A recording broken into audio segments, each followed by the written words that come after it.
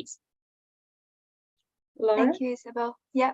Hello, everyone. Thank you for being here. So I wanted to let you know that there will be simultaneous translations between Portuguese, English, and French for the seminar.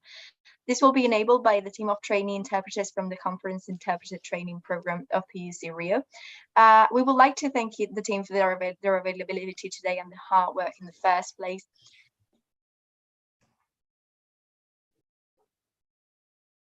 Okay, we lost you for a moment. I think it was muted. Can you hear me now?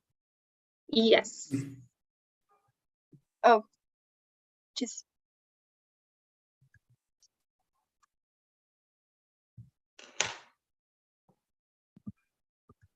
Apologies, can you hear me now? I think there was an issue with the audio. No, it's good. It's good. Oh, apologies for that, yeah. I think I have double audio. I will just continue and I'll mute myself. Apologies for that. But yeah, for the translation to work smoothly, we would like to ask everyone to speak slowly. If you need to listen to the English translation, just click on the globe icon at the bottom right of your Zoom screen and select English and then mute original audio. To get back to hearing the speakers in the original language, just click off the same globe and select off. If you're accessing the event on mobile, you will need to click done after selecting the language. Thank you, everyone. And yeah, we can start now.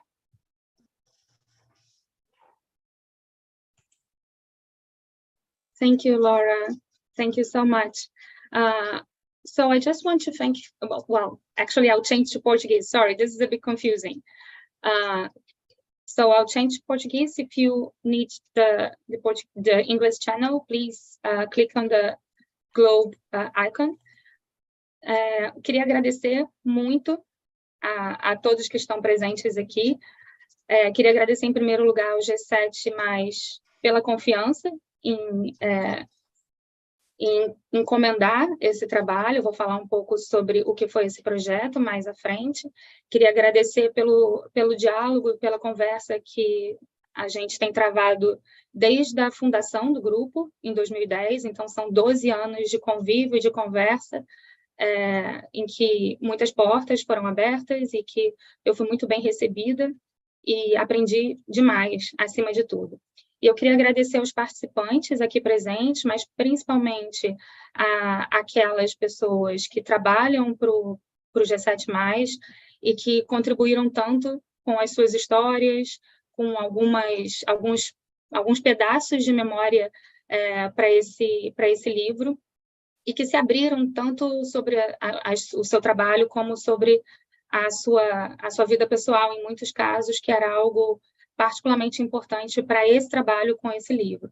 E queria agradecer a todas que estão ajudando a organizar esse lançamento, e principalmente a editora Open Book Publishers, por terem abraçado esse projeto, que, como depois eu vou tentar explicar um pouco, é um projeto um pouco misto, e foi muito desafiador encontrar um espaço apropriado para esse livro, e eu estou muito feliz que tenha sido a OBP a abraçar esse projeto. Obrigada pelo trabalho fantástico que fizeram até aqui, por todo o apoio. E queria agradecer às tradutoras, todas, temos 6 aqui hoje, trabalhando para tornar esse evento acessível e para tornar realidade uma das coisas que a gente menciona no livro, que é a necessidade de inclusão de fato. Eu já participei de eventos em que pessoas de diversas nacionalidades foram chamadas e tradução não foi oferecida. Então, parece uma coisa talvez operacional, mas para mim é bastante política também. E, por último, agradecer à equipe do IR e do meu departamento, do Instituto de Relações Internacionais, por todo o apoio até aqui e pelo apoio também nessa organização. Muito obrigada, e eu vou passar a palavra agora para o Paul, que é o nosso moderador, e que é importante eu mencionar, eu conheço também há 12 anos, e conheci numa ocasião muito inusitada, em que eu estava indo fazer pesquisa na ONU, participando de uma das reuniões do G7+, e eu não consegui acesso. Os diplomatas do Itamaraty, os diplomatas brasileiros, não atenderam os meus pedidos para conseguir acesso, apesar de eu ter o convite à reunião, e eu acabei conhecendo o Paul e o Peter, que está aqui também, da Plataforma para a Sociedade Civil, quando nós três ficamos na porta da ONU tentando entrar nessa reunião, e foi um diplomata dinamarquês muito gentil que nos conduziu até a sala de reunião. E desde então, o Paul tem sido um interlocutor fantástico, a quem eu respeito muitíssimo. Então, por favor, Paul, a palavra é sua.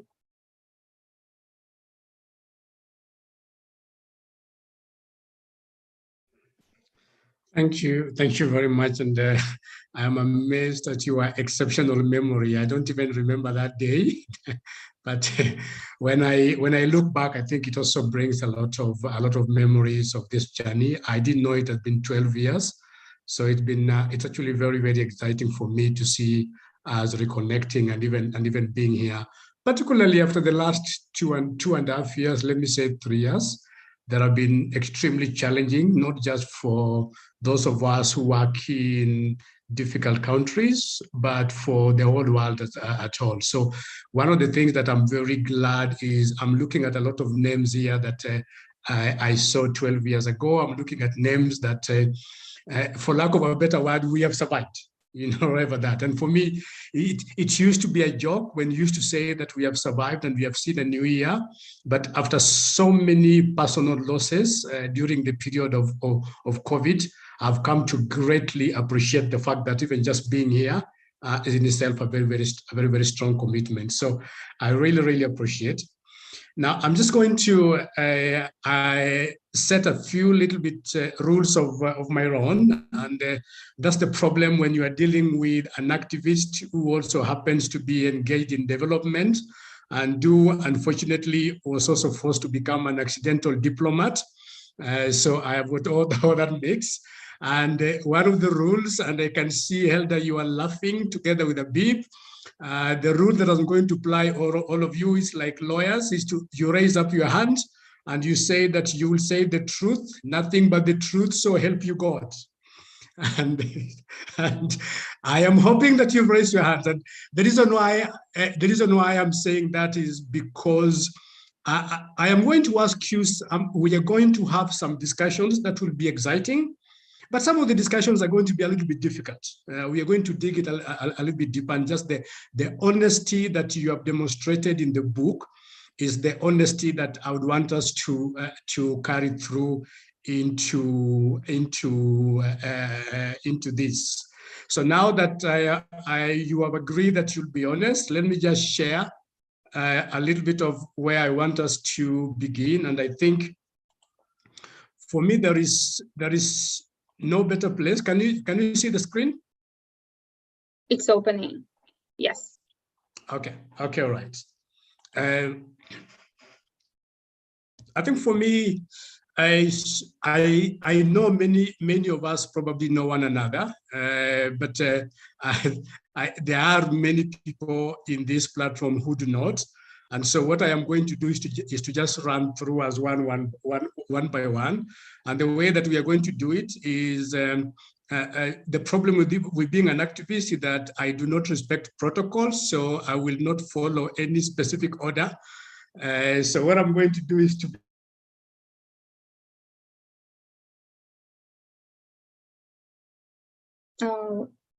frozen a little bit. Paul?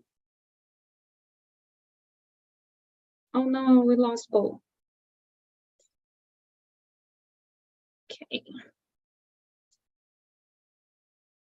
Okay, this is part of the challenge. People from different countries, the internet's not helping.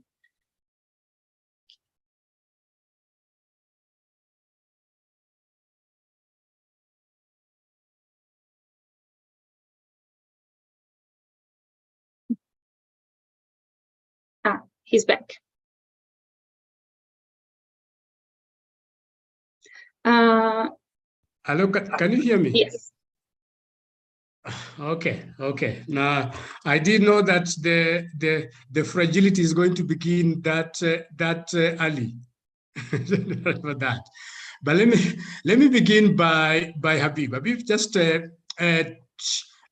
give us a very brief introduction of yourself, and then tell us within the picture where you see who you are in this diagram.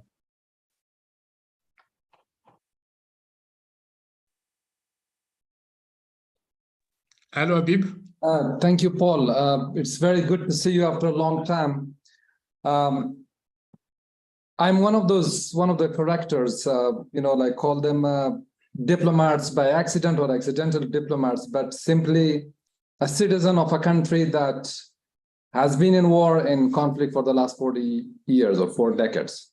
Was born in war, grew up, and still surviving in the same war. So yes, I'm one of those characters in the book. I don't want to say much now. I would like to invite all of you to read it and to find more about us, the people who constitute this G7 Plus and work for the cause of the G7 Plus. Okay, if we were to identify you in this picture, where are you? I mean, it's we can't see the picture anymore, but I think we have you that. cannot see the picture anymore. Okay. Okay, all right. Let's just move on to Helda. I will bring the picture soon.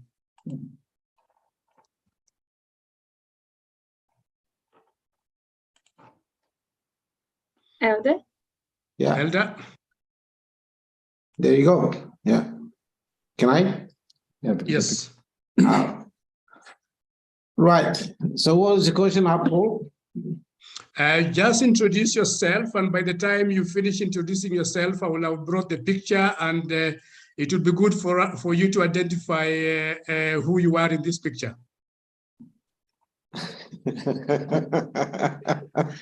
Oh my God. I'm not very good in identifying characters in the picture, but okay, let me say I'm simply I'm Helder. If you talk about the G7 Plus, I can make an analogy that normally when we have dinosaurs are supposed to be extinct, but in this case, I can claim that one of the living dinosaurs in this whole 12 years since the beginning of the inception of the G7 Plus. So I'm simply a normal citizen from a post-conflict situation from Timor-Leste. And also a technocrat, and turns to be, if you like, you can call like an accidental diplomat in dealing with multilateral organization, different stakeholders around the world, and starting with a very timid person and now becoming a learning curve for me to be in this exercise, to be in this intergovernmental organization, the G7 Plus. Thank you. Thank you very much. Abby, you want to go next? Well, you introduced me. I'm Abby from Sierra Leone. Like colleagues have said, I'm also just a citizen from a post-conflict country, Sierra Leone, a country that once had the largest UN peacekeeping mission in the world, a country where citizens chopped each other's limbs, a citizen of a country where so much went wrong, but where there is hope, where we are now making strides to move forward. And because of that, we've been so engaged in the work of the G7 Plus, that's been part of that story for many years now. So yes, I am just me. If I look at the photo, I would say it looks like I'm number 8 on the characters. Thank you. Okay, thank you very much. And Sefa, I know somebody was cheating you that you are growing younger, but unfortunately you are not. I think Siafa needs to be made co-host in order to open his mic. Laura, Okay. if you can please. So as Just in a second. we wait, okay, Siafa, okay, there you are, I see you. Siafa, do you want to say something briefly about yourself and see if you can pick yourself from these pictures?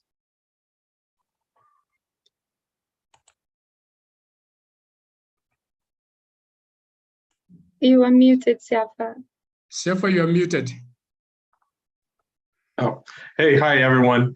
I'm Siafa Haj from Liberia. As everyone, I would consider myself an accidental diplomat, someone who's just saw an opportunity and a need to support my country.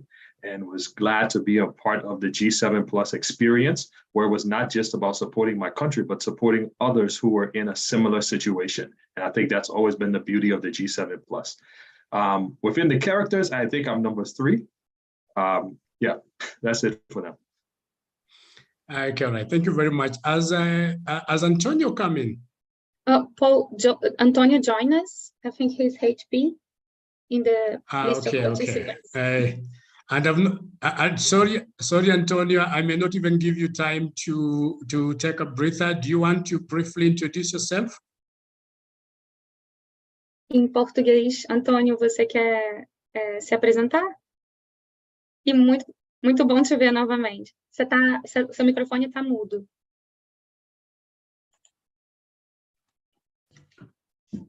Okay. Yes, we can hear you very well. Para todos. Boa tarde. O Paul sugeriu que você fale algumas palavras sobre você, Antônio, e se identifique aqui na ilustração.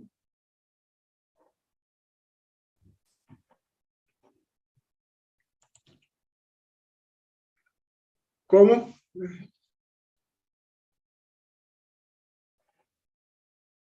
Antônio, me ouve? Não entendi a questão. O Paul pediu para você se apresentar, muito brevemente por enquanto, só e se identificar aqui na ilustração, se você se encontrar.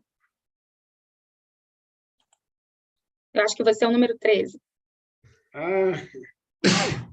Ok. Esta ilustração, eu não consigo decifrar. Reparei algumas caras, mas não todas.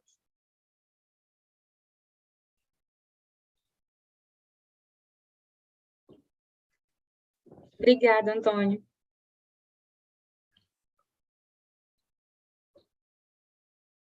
Thank you very much. And as we get along, we'll hopefully get to know one another better, Trevor. And I think before we go very far, while I've said that there are many people here that have been part of this process and that sometimes know one another, I can also see a lot of faces of people that are new, people that probably are interacting with this with us for the very first time. And so let me go back to Elda in a very, very brief way. Can you just explain to us a little bit about what this G7 Plus is, whatever is all about, and why it is such a big deal that we decided to do a book about it, and not just one book. This is actually almost the 3rd book about it. Thank you. Yes. Right. Thank you, Paul.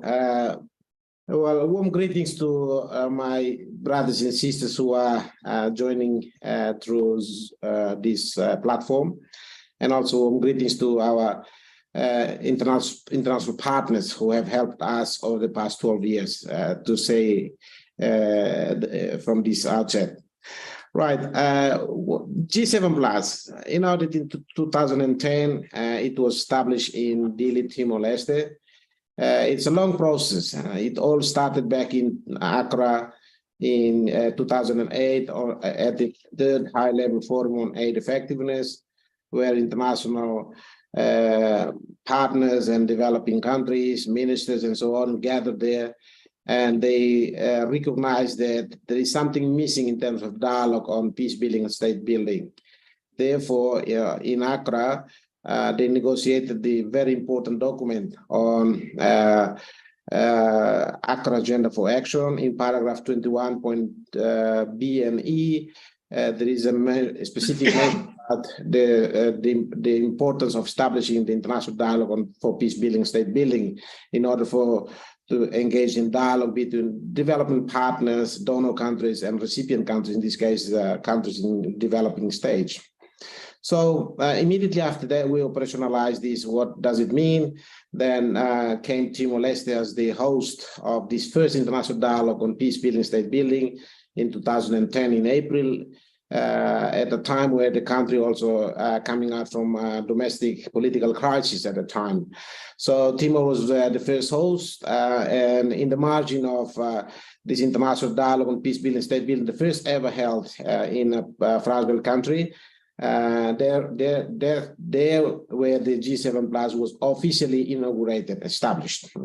And we came up with the Dili Declaration calling for the need to listen to more protagonists, to leaders of the country and so on.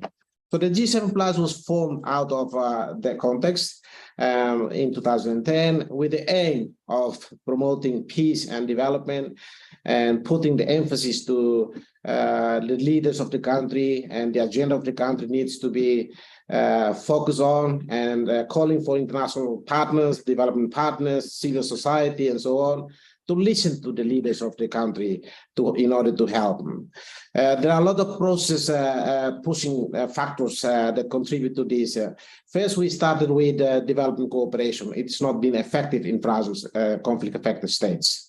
Then we started also with monitoring the 10 principles of the OECD, international engagement in fragile states. And out of these 10 principles, 2 of them were flaring up very good, but the other 8 failed miserably. That's why we believe that at that time, 7 founding volunteer countries, starting from Timor-Leste, Afghanistan, Liberia, the DRC, Haiti, Cote d'Ivoire, and so on. There are 7 founding members, which became the founding members, that after they did this monitoring of the 10 principles, they found that the formula doesn't work. We need something else, something more relevant to our context.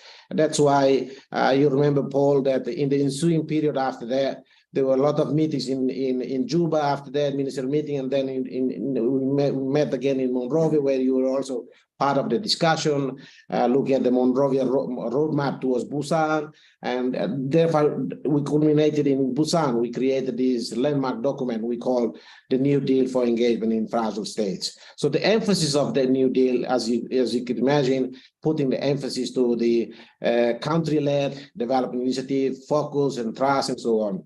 So in a nutshell, I would say that first, we advocate for a better engagement with international partners, listen to the development context of fragile states. Secondly, we promote peace and development. That peace has to be homegrown solutions from very different countries. That's why later on during the discussions, one of the big elements, the big achievements of the G7 Plus is that we were able to lobby in the United Nations, within the corridor of the United Nations, during the period of SDG negotiation, where SDG number 16 was part of the small and a role from the G7 Plus in part of advocacy. So that's what I wanted to share with you all and our audience, that the G7 Plus came into force because there is the need to better coordinate with our development partners, and also never before in history that such forum exists for us, the fragile and conflict-affected states, to come together as a platform to discuss our own issues. Because issues in the past were discussed, were analyzed, and were set by our development partners. That's basically in a nutshell. Thank you. Thank you very much. Thank you very much. Now, let me move over to Isabel. Isabel, anybody reading this book, and I'm hoping that we will, some of us who've not read the book will find time and read the book. I know it's a number of pages, but this book is very deeply personal. It is not the kind of thing that you expect academics to write. Some of the things are not the kind of things you expect to be made public. I remember when I was reading the book by Kofi Annan, which is called Interventions, I was very upset that he had left so many things out that I called him and told him I was willing to do a different version, whatever, for him. What was the motivation for you to do this book in such a deeply personal way? Bom, eu vou falar em português, então, eu vou tentar falar devagar para facilitar a tradução. Obrigada, Paul, pela pergunta, obrigada por topar esse papel de moderador. A minha motivação para esse livro, para o trabalho com o G7+, de maneira geral, vem muito da necessidade que eu identifico como professora e como pesquisadora de travar uma conversa com a juventude, com diferentes públicos, com a sociedade civil, com gestores públicos, com a administração pública, né, de maneira geral, sobre a necessidade de acreditar na política, né? A gente está vivendo tempos sombrios, tempos difíceis, não só no Brasil, como em vários lugares do mundo e também nos países membros do G7+, e muitas vezes é difícil encontrar maneiras de conversar sobre a política de forma a fomentar essa esperança e essa paixão mesmo que é necessária para fazer qualquer mudança política. E que a gente encontra, principalmente agora, é muita desesperança e muito cinismo, eu acho. E é claro que a gente precisa de uma boa dose de cinismo para lidar com política, ainda mais em uma escala grande como essa, como a aqui o G7+ intervém, mas a gente também precisa muito de esperança, e a gente precisa muito de paixão para fazer alguma mudança nessa escala. E quando eu comecei a fazer pesquisa sobre estados frágeis, foi logo quando o grupo surgiu. E eu queria entender o que tornou possível para as pessoas envolvidas com o grupo acreditar que sequer era possível construir esse grupo. E eu, como acadêmica, venho de leituras sobre a Conferência de Bandung, em 1955, a conferência, o Movimentos Não Alinhados, né? A Nova Ordem Mundial, que nunca aconteceu. Então, todos esses grandes movimentos de contestação, de rebeldia, de oposição, de luta por igualdade no sistema internacional, certamente deixaram marcas. Mas a gente, durante os anos 2000, estava precisando, talvez, reavivar essa consciência coletiva. E quando o G7+ surgiu, eu acreditei que essa era uma oportunidade, um caminho de novo, encontrar possibilidades para desenvolver essa consciência coletiva no sul global, por países em desenvolvimento, países afetados por conflito. E, ao mesmo tempo, eu acho que é importante contar a história de como é difícil fazer esse trabalho, né? As pessoas se desestimulam quando não vem resultado. As pessoas enfrentam desafios pessoais no seu trabalho, ainda mais em situações de crise, de conflito. As histórias que eu ouvi para esse livro são as mais diversas, mas, em comum, elas têm o desafio constante, o dia a dia dificultado pela mudança de ministérios, pela falta de recursos materiais, pelo ceticismo, muitas vezes, dentro da própria equipe de trabalho. Então, como é que pessoas que já estão num cenário de dificuldade nos seus países, primeiro, conseguem fazer gestão pública, conseguem acreditar em política pública, conseguem manter programas e projetos, e, em segundo lugar, ainda manter um olhar para um sistema internacional que insiste em ignorar o que eles têm a dizer, né? Então, isso, para mim, como é que essas pessoas que estão aqui agora, né, e outras tantas, se mantêm de pé, trabalham e têm orgulho no que fazem e conseguem fazer isso com paixão, para mim esse é um aprendizado vital para o momento que a gente está vivendo agora. E por isso eu quis que o livro tivesse esse toque pessoal, que a gente entendesse o que é fazer política, acreditar em política e fazer política pública em contextos tão desafiadores. E eu aprendi muitíssimo com o G7+ nesse sentido. Thank you very much. Thank you very much. Now, let me. When I look at you, I look at you, Habib. You are sitting in Delhi right now, far away from your home in Afghanistan. And when anybody reading the book, you've given some three narratives that are very captivating, and that is, you give them the narrative of what happened when you are hosting an event and you are bringing all these ministers and how they were scared and nobody felt that they wanted to be in the country. You've given a narrative of what happened to you at the airport where you got removed out of a plane for nothing else except that you had a middle name that sounded like somebody else. And you've talked about the lady you met at immigration who was seeing your badge and asking what you do, and you tell them you are working for peace, and they look at what is happening in Afghanistan and they say, where is peace in this? And you read all this, and I'm asking myself, Isabel is talking about passion. When you look back 12 years down the line, do you really feel that passion is worth it? Thank you, Paul. Just building on the previous speaker and also what Dr. Helder and Isabel mentioned, I would also like to mention one thing here, that this book is a reflection of stories of millions of people who work and who live in fragile and conflict-affected states, whose stories are not really captured by media. If you Google, or if you hear about certain countries, the citizens or the people in the Western countries only could reflect on what they know from the media, the international media. And that's how they build a stereotype, and then that's how they will speak to you, and that's how they will approach you. So although those stories that you read in these books and those characters, they are reflective of millions of other people. And what we try to do out of this process is to inform or to build a narrative that could better explain the challenges, the realities of nearly 1.5 billion people who are living in conflict-affected states.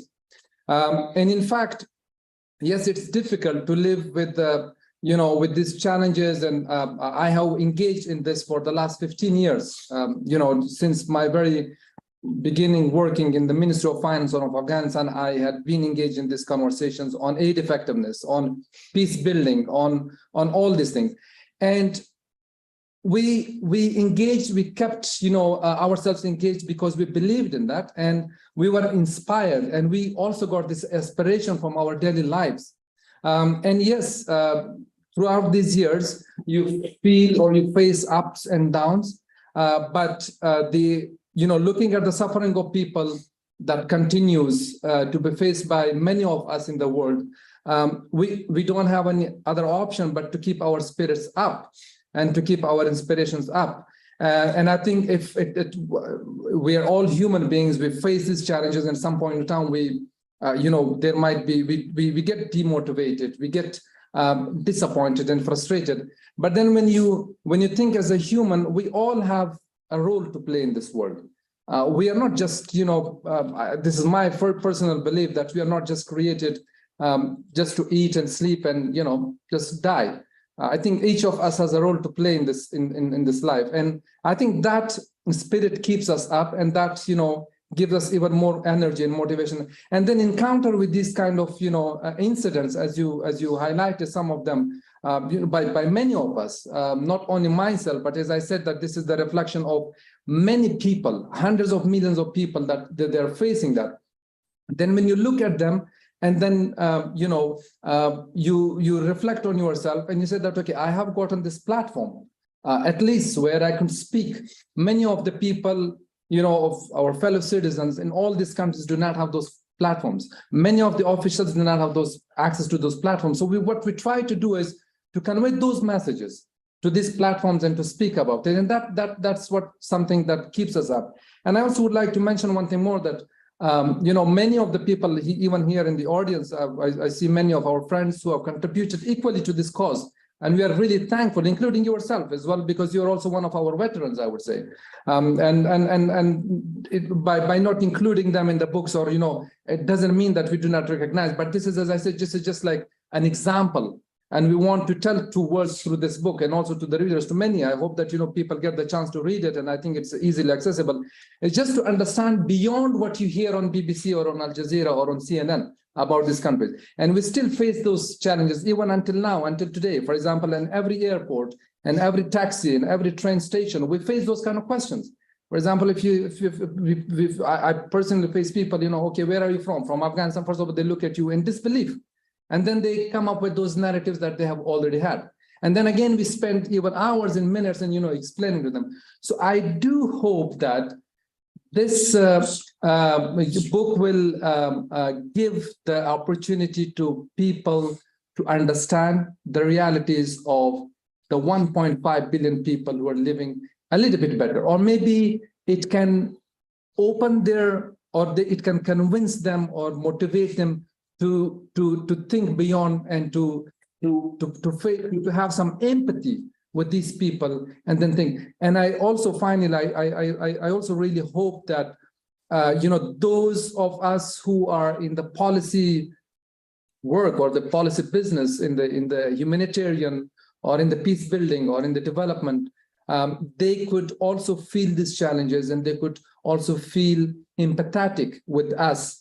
And then when they are talking or they are making policies about these countries, they could reflect on some of those stories, and they could reflect some of our realities in that. Thank you very much. Thank you. And I'm coming to you, Abi. But before I come to you, let me make a personal confession. I think I am one of the people that was invited to the meeting in Afghanistan, the ministerial meeting, and I looked at it very honestly. It was very early on in my own career, and at that time, if you are an African, there are certain countries where if you go, then you'll never get a visa to travel anywhere else. Afghanistan was one of them. Somalia was one of them. In desperation, I had to make a choice. Do I go to Afghanistan and that will be the end of my ability to do my work, or do I make a change? And yet, for you people, those are not choices that you have to make every day. They are who you are. And I'm listening to the story of Abi, who has worked with 40 ministers, and Abi, I want to take you back to something you've mentioned in your story.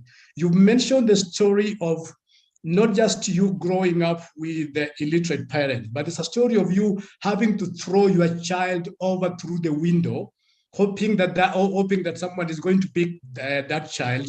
By the way, I hope the child survived, and I hope that that child will one day read your story. But on the other hand, a lot of what you speak about is frustrations at the ability of the ministers and the politicians in Sierra Leone to understand what you are doing, and to almost label you as a G7 plus, somebody who does not seem to be very clear. How does that make you feel every single day when you go to work, that you're so passionate about something and you can remember it almost cost you the loss of your child, but you've got people who just do not seem to look at it that way? Thank you very much, Paul. I think what the stories you just recounted are really what has contributed in the passion that I have for the work of the G7 Plus. Because I have many colleagues that have just moved on, who, as focal points, Abi would recall, there are so many of us. Sierra Leone is a founding member, just as Elder said. I don't know whether he remembered Elder,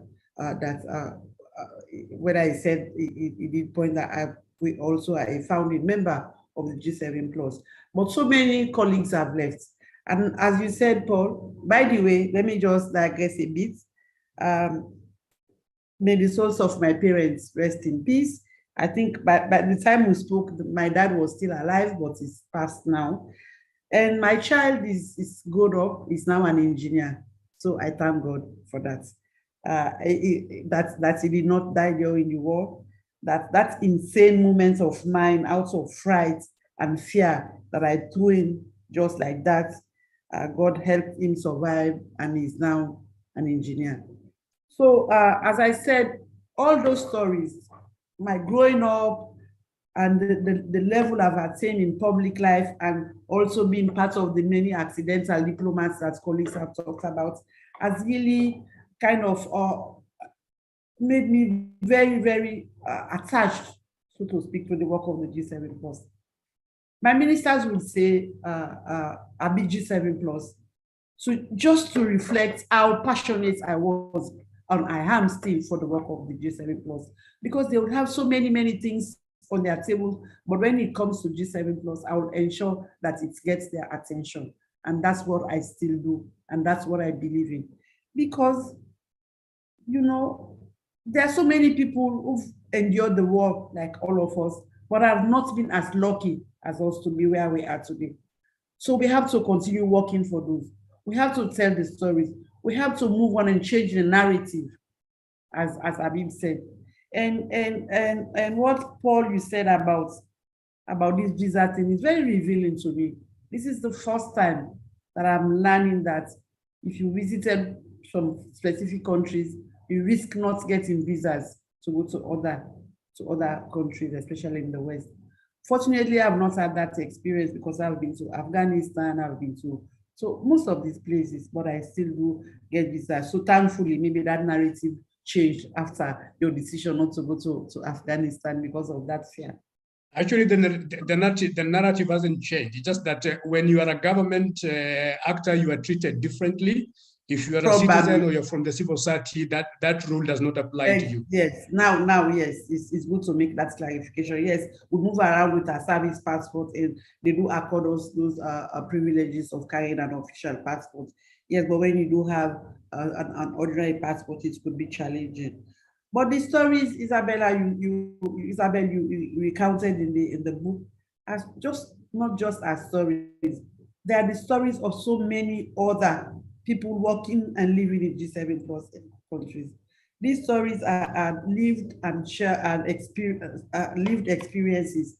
These stories are stories of many who do not have the opportunity to say so. There are people who've had worse stories during the war. My country went through 11 years of war. Thankfully, we're out of that now.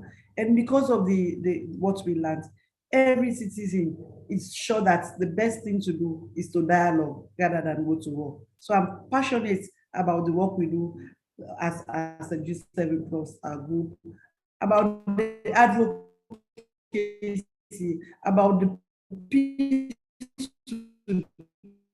which and we try to spread to other countries. So for me, it's a book stories that reflects those untold stories of many. Thank you. Okay, Siafa, you had a very good career, and I remember when I met you, you are on your way. You had just come from the US, and you are this high flyer, and you had all these dreams. But somewhere in the book, you speak of you doing something which you are calling retail diplomacy or retail politics. How was it being a retail politician? Can you clarify the question, please? I'm saying there is a part in your book where there's a part in the book where you say at some point you're forced to do what you're calling retail politics, and being a retail diplomat. Going from person to person, yeah. About the meeting at the UN. Okay, the UN, yes. Well, that was a very interesting story because, at that time I had just left my role in Liberia, and I got asked to join Habib and Elder in New York to go to plan the big event where we had. I think we ended up with at the time, the end of it ended up being probably the biggest event at the UN that year. We had standing room capacity. But I think what it comes down to a lot of time is that you have, with the three of us, we come from three different backgrounds. And so you have low context or high context individuals, those who are more comfortable saying no. Whereas, Elder and Habib come from an environment where you don't necessarily say no, you say we'll see, or we'll talk about it later. And so in this opportunity, I recall we have constant phone calls coming into to us, asking us to make sure that our, or whoever, in particular, it was to get the Helen Clark, who was at the time the UNDP administrator, to speak ahead of someone else. And she had her team very active in trying to make sure that, the internal politics of the UN, that she would supersede her colleague who she was having a challenge with. And so being someone who comes from a country that is more direct, I was able to get on the phone and sort of say, hey, I could say no, whereas my colleagues would say maybe later. And so for me, I think, it was a fun time. It was a very busy time, but for me, that was, it was very difficult. So being able to speak on the phone and have conversations in one manner, I don't know, for me, that part of the story was it was a humorous time, and but that's pretty much it. Being able to communicate sometimes requires that, being direct, and so for me, that was a learning experience. I mean, if you had known at that time that what appeared to be comical and what appeared to be hilarious, on the other side, you had just thrown away, were just thrown a baby through the window. Would it have changed how you did things? No, not. I mean, it was comic. The reality is, in every situation, there has to be humor to get through it, right? And we, as people who come from troubled backgrounds, you survive through creating lighthearted moments. It was tough, it was work, but that it's important, and I think it's an experience of not only people from G7 plus or fragile states, but anybody who is going through difficult times. Humor is critical to survival. And so, no, it wouldn't have made a difference to me. I mean, there's so many stories in the book that were heartbreaking or, refreshing to hear both. And, the book has the whole spectrum of human emotion, right? But it doesn't take away from the fact that even when you are in the most desperate of situations, humor and laughter is critical to survival. Elder, one of the things that amazes me about you, and by the way, I hope you stop being a diplomat now, because after 12 years, you can mistake that you're a diplomat, but you still are not. Is when you give the contrast, and the contrast is the serenity of you in Loirubi, when you are in Venilale in the village, and what kind of tranquility that gives you, and how you wish that is where you spent most of your time, and you took some of the G7 plus were members there. But then you look at life in New York, and it is a rush, and everybody wants to push some documents, and everybody wants to get done, and things get stuck, and you are being forced to speak in a particular language. How do you handle that contradiction? The fact that all that you're looking for is tranquility, but everybody seems to be so preoccupied with themselves and getting you to shuffle documents that you don't know how you're going to manage the two. How do you manage at a personal level the two? Well, thank you, Paul. It's quite extraordinary to go to New York when you see the busy diplomats going around talking, very structured, very diplomatic, and then coming from a small country like myself, and also I am a villager. Coming from my background, I'm coming from a village down in the mountain, and then fortunately I've been exposed to the Western education, so at least I learn a little bit of some tips of dealing with that.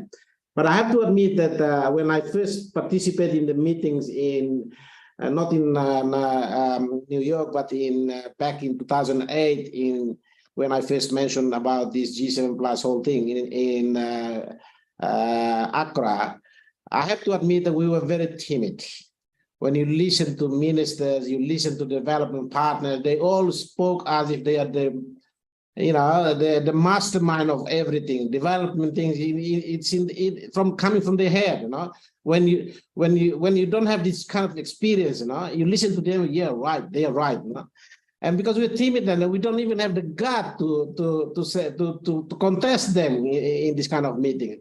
Then as time goes by, you deal with them and participate in various meetings in Paris, in Washington, D.C., in this whole IDPS settings.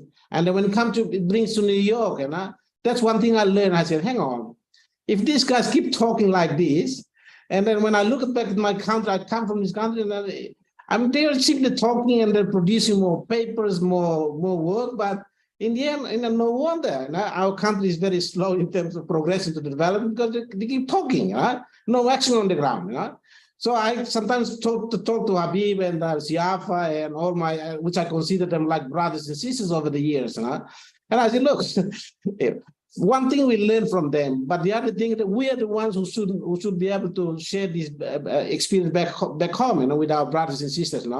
That's why sometimes we have to be realistic. And you mentioned about serenity. That's what we, in this kind of meetings, sometimes we just come with a quiet, low profile, listen, absorb to what they say, and then go back and then apply this in your own context.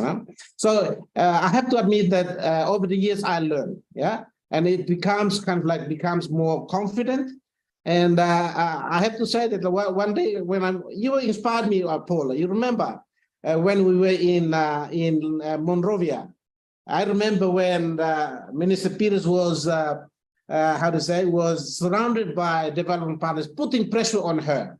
And I remember you told me that, Elder, you need to go and stand by Minister Peters' side, so to boost her up and to try to kind of like a.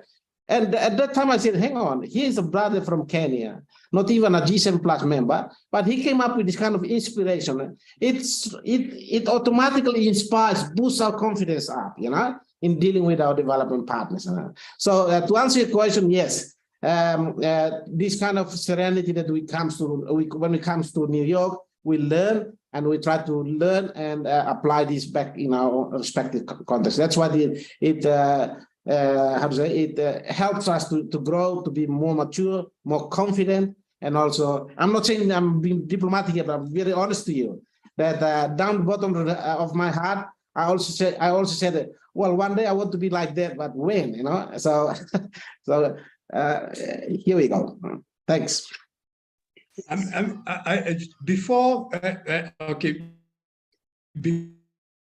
Before I move on to that both of you have said towards the end of the book, and towards the end of the book, Isabel is asking you, what future would you like to see? What would you tell the next generation? And Habib says all that he wants is for his children to be good human beings, and you say all that you want is for your children to have an education and to be able to be able to be independent. When you now look back, do you think that statement is a commonality that can break any diplomat? Because sometimes they look so big, but in reality, all of us want the same simple little things. Has that helped you and given you courage? Oh, can I just signal that Bienvenue has also joined us? Just to signal. Okay. What was this question to? Okay, Elder, can I repeat my question? Yes, please. Yeah. Yes, I mean, I'm just saying, if you've talked about over time learning how to deal with the G7 plus and not the G7 plus, learning how to deal with the ministers and the diplomats, and realizing that there's a commonality about us. Can that be traced to the lessons you have learned about what you said you want for your children? The fact that ultimately we are all human beings and we all want the same thing. And if you speak to us in that language, it doesn't matter whether you are the president, it doesn't matter how high profile you are. At the end of the day, we all want the same things. Is that a strategy in diplomacy? Of course, and that's what we call accidental diplomat. You accidentally learn, how are the successful diplomats succeeded, and you learn from them, And because we didn't have the chance to learn to be that diplomat, let alone I'm not a diplomat. But when we started the G7 plus 12 years ago, the only inspiration that guides us at that time is that, we want our future children, the future to be bright. They have peaceful environment so they can go to school and then have the same opportunity like any other people in the Western world faced. Yeah. That's basically what we see. And when we look at our country, when we're in a country in turmoil and country in conflict, and sometimes it's really heartbreaking to see this. And you see other countries prospering and in your own country face, in a reverse situation. So that's why in the book, when Isabel asked us what the future lies, and I said, for me, and I know that Habib spoke, but for me, I just wanted that at least we set the benchmark, we set the platform to learn from other people, and you share this with your children, that one day dad has already done this, and you also have to do better than what your dad has done. Yeah. And I'm inspired by my father now. My father also used to be, as Isabel mentioned, and I told Isabel that I'm also a big fan of Bishop Don Elder Cameron. He's the way how he posts himself in public, and is very humble. And this is where this humility brings you, to learn more from others, to get the best experience from the others, and then you share this with your children. And in terms of diplomacy, yes, we learn a lot from over the years, and that's why I'm glad that now I have to say this to you, Paul, that when we set up the G7 Plus, many people were skeptical. I have to say this, and the people are even undermine us. Look at these guys, what are they doing? I think they're wasting their time. But now, we can turn back and say that, look, we're sitting very proudly, sitting with a degree of honor to say that at least people now recognize that the work that we did in a small baby steps, but people recognize the imperative and the relevance of our work is now being recognized by the international community.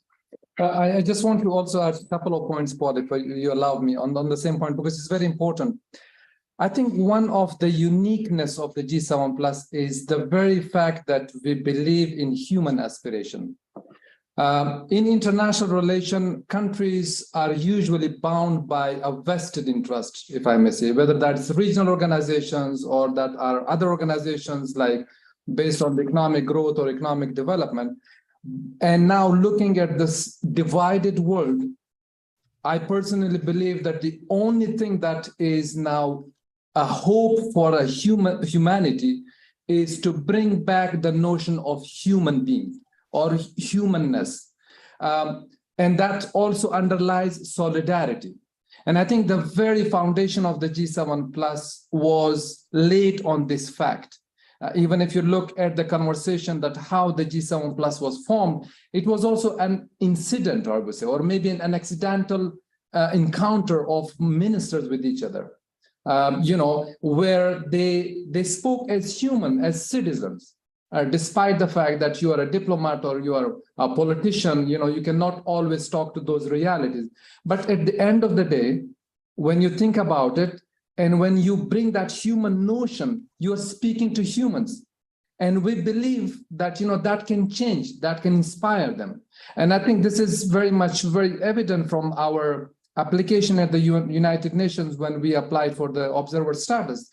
We could not be in a position to align ourselves even with the P5 with each of them, but we had one common aspiration, and that was solidarity. And when you're talking about the P5, for those who don't know, you mean the permanent members of the Security Council. Yes, right. Yeah. Given the radical differences among them, and being in the UN position, you have to align yourself somewhere where you could either join the stronger or a majority.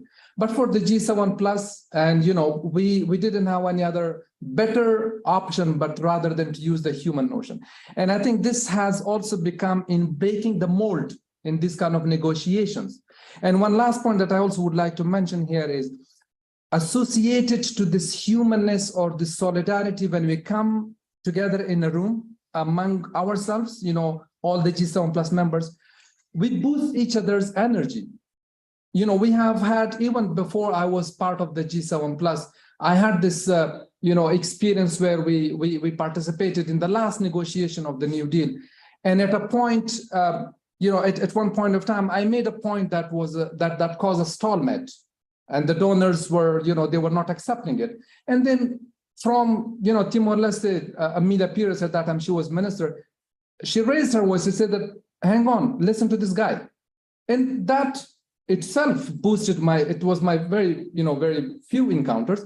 It boosted, our energy to stick to that point that, yes, there are people with us who can support. And I think that is the strength of the grouping in the G7 Plus in the current. And I think that is the potential where we could break this big mold and make changes which sometimes sounds or seems next to impossible.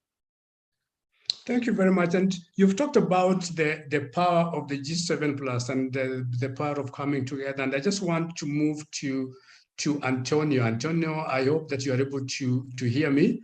And you can now turn on your interpretation whatever channel. I think when you come from a country where you've had so many coups, you've had so many change of leadership, you come from a country where even conducting elections was very, very difficult. How did you feel when a country like Timor-Leste offered to come and support you, in going through your democratic process? How did that make you feel?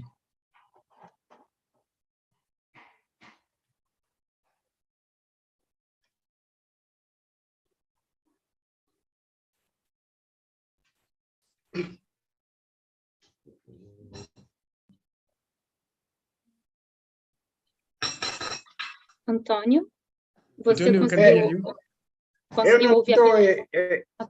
Eu não entendi bem a questão. I'm just saying, if you just look at what benefits that you have gained out of working with other members of the G7 plus, and you look Eu não entendo inglês, alguém podia traduzir? Você pode acessar o canal em português, onde tem a figura do globo, na parte de baixo da sua tela, no Zoom, é possível mudar para o canal em português e tem tradução simultânea. Mas eu vou traduzir aqui, Antônio, para facilitar. O Paul perguntou quais vantagens você vê, depois de tantos anos de engajamento, nesse tipo de iniciativa como a do G7+.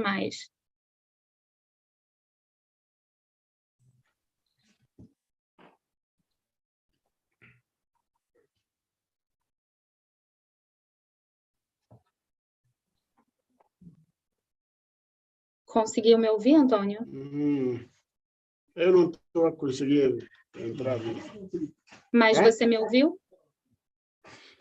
Yes, correct.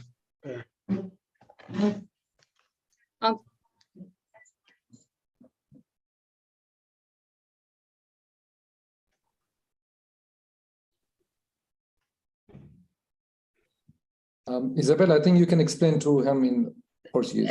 Eu acho que eu vou... Ok, Antônio? tá bom. Conseguiu? Eu já consegui, mas como a pergunta já passou, se você podia repetir, pelo menos um pouco.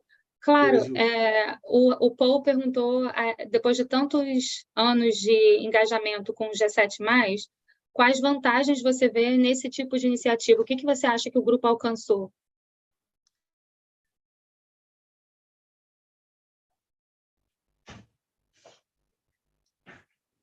Sim, para ser claro, foi uma grande experiência.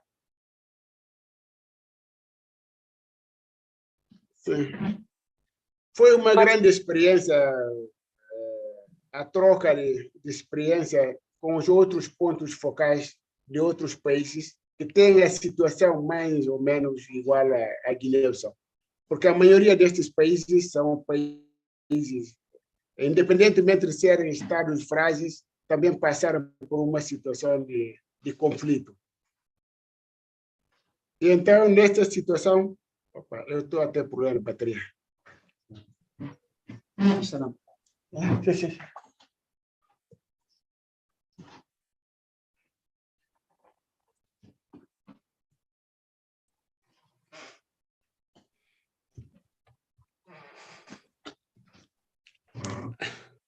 Okay, interestingly, that is the price that we have to pay when you're in a country such as Central Africa Republic. And for those of you who have been part of these processes, you remember part of the biggest challenges we used to have is a lot of things that most of us take for granted are extremely difficult for countries wherever facing conflict. Do you want to comment on that, Elder, as we wait for Antonio to come? Just Antonio is calling from Guinea-Bissau.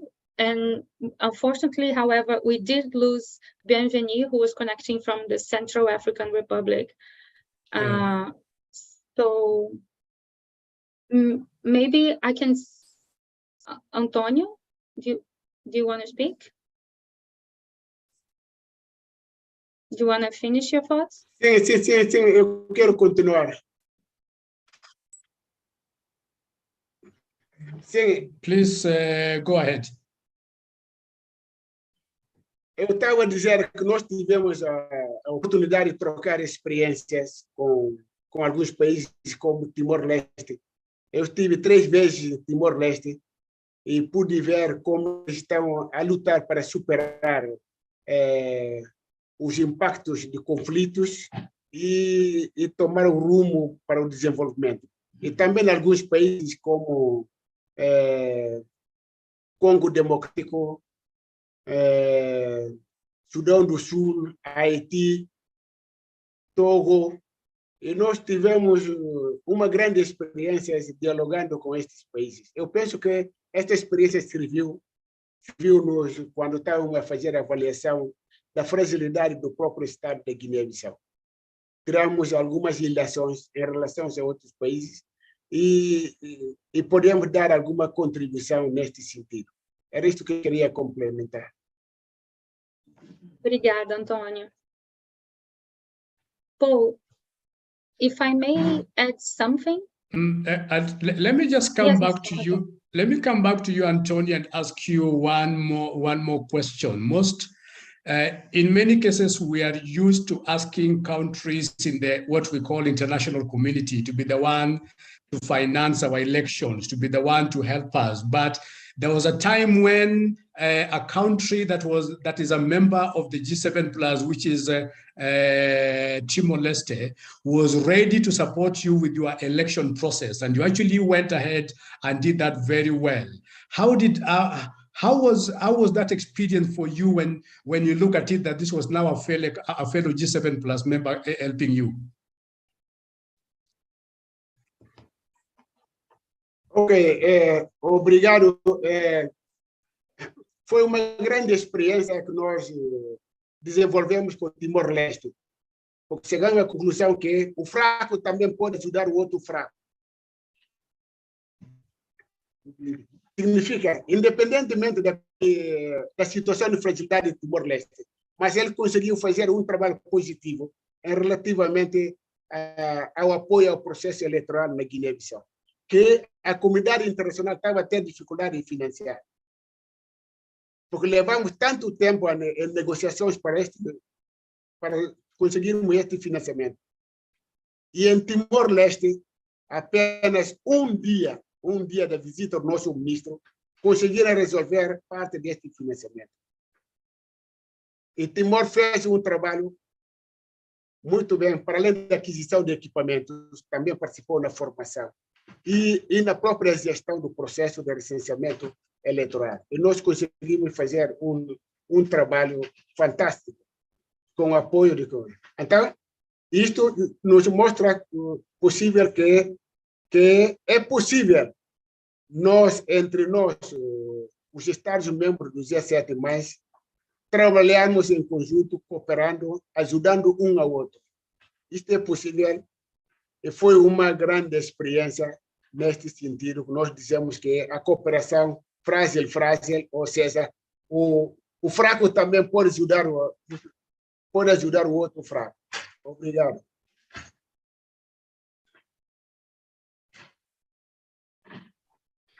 Yes, the weak can also help others who are weak, and I'm hoping that that is something that we can all whatever reflect on, because sometimes when you are weak, you tend to look at yourself as always being needed instead of being needed. But I think the case of Guinea-Bissau is a very, very classic case of how we can help one another. Abby, I'm going to ask you a question that runs throughout the book and which bothered me, and which has been raised by Peter Lloyd, who was the one handling and the communications on behalf of the G7+, and that is this terminology of fragile countries, I mean, it keeps on popping up as being a problematic language. You're talking about ministers not accepting and people not accepting the language of fragility. And when you look at it right now, do you think that word, calling yourself G7 plus fragile countries, is still a burden?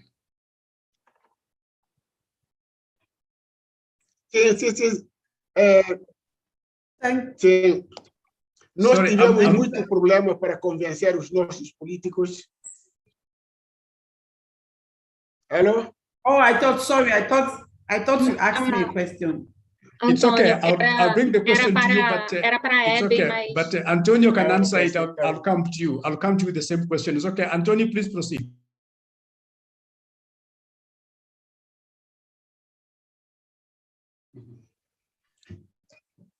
Antonio, please proceed. Ok, eu estava a dizer que este conceito de fragilidade, nem todos os políticos aceitam este conceito.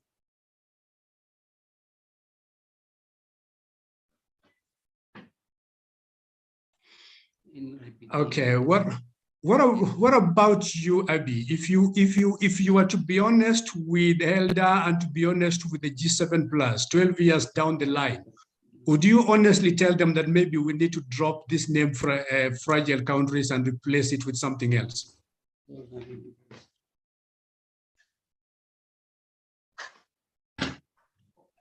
I think over the years, we've really seen how politicians have tried, due to political consideration, to say that the term fragility is kind of derogatory. It is not good. For politicians, it shows that they are incompetent. They feel that is what the concept connotes, that they are incompetent, that they cannot deliver for their people. But over the years, whenever this issue comes up, I keep telling them, let us forget about the concept. Let us look at our peace building and state building goals, the PSGs. Let us look at. But hold on, Abby. Hold on. Now that is your own view. But here you are dealing with change that, to a large extent, needs to be made by politicians, and they don't seem to like that word. They find it derogatory. So it's been 12 years, however much you like it. How do you deal with the reality that you can't have a conversation about it and that conversation ends well? What I do, and that's where I was coming. What I do is just to tell them, yes, we may not want to call ourselves fragile, but the drivers of fragility exist. And when in August this year, when we had a very serious incident where so many people also lost their lives, then everybody realized that in as much as politicians, they may not like the word fragile, but in real sense, there are still those fragilities that exist within us.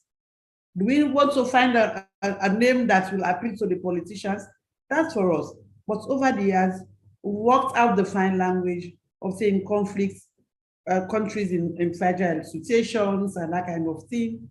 So for me, we've kept the work going that we need to do because we know the drivers of conflict exist. It's just, it takes a little trigger for a little incident to develop into something serious and may result in the loss of lives, property, and that kind of thing.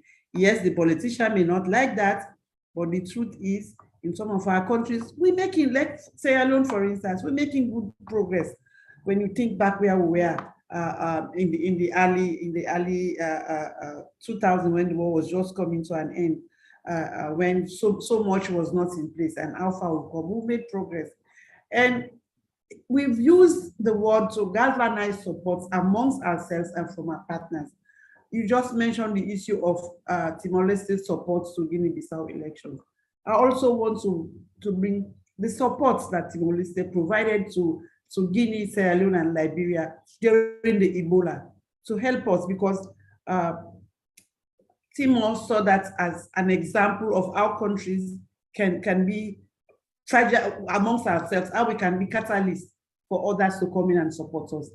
And so Timor provided support direct to the treasuries of the 3 countries to help with the fight against the Ebola epidemic that we won. So yes, the politicians don't like that. But when the realities hit the ground, they know that is the way to go. It's not a bad concept in itself. As Emilia, a former chair of the G7 Plus, a former Minister of Finance of Timor-Leste, Madame Emilia Paris, would say, we're using the word fragility in a very delicate context. He used to say, it's like a champagne of glass that you have to handle with care, because a little drop will break it all into pieces. So it is in that context that we are using the word fragility. And if our politicians understand the concept from that perspective, they will embrace it. But they feel it's a concept that kind of put them down, that they are not doing well for their people and the rest of it. That's the dilemma of find ourselves. We find a word, another word to replace that. It is left with all of us to decide. Thank you.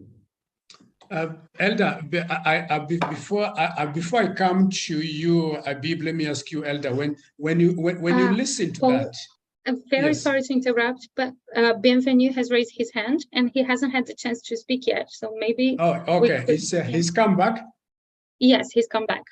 Okay, please, Bienvenu, please go right on.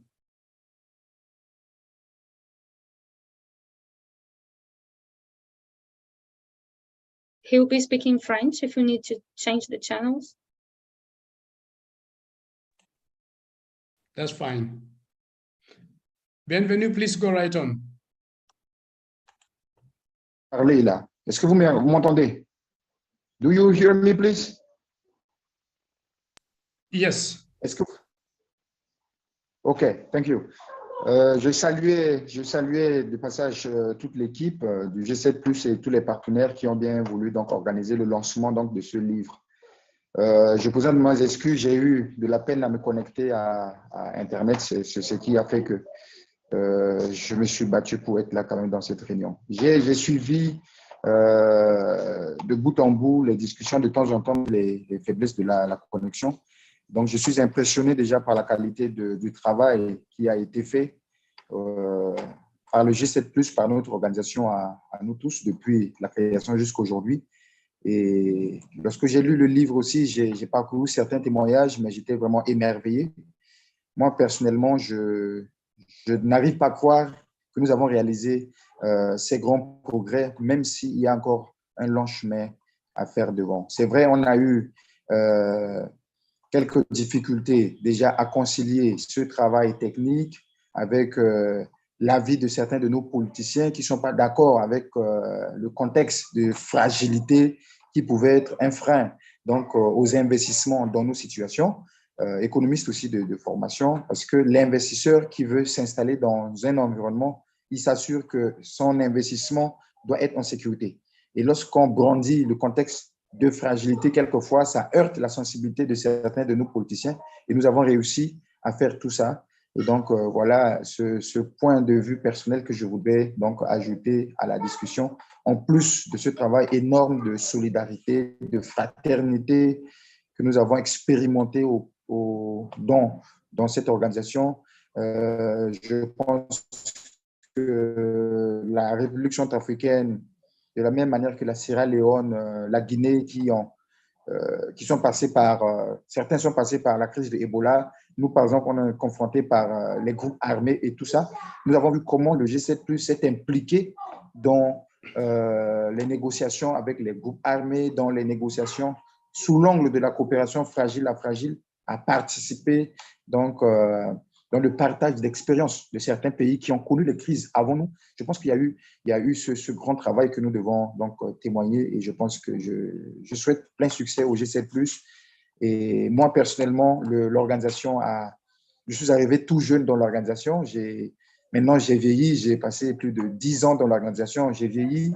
Je pense que j'ai aussi beaucoup appris parce qu'il y avait cette barrière linguistique, il y avait des francophones, des lusophones, des anglophones. Et donc, cette organisation aussi a contribué à créer mon caractère. j'ai aussi reçu beaucoup d'éducation à travers cette organisation. Je pense que j'ai aussi contribué. Donc, voilà les quelques points que je voudrais personnellement porter dans cette discussion. Félicitations à toute l'équipe.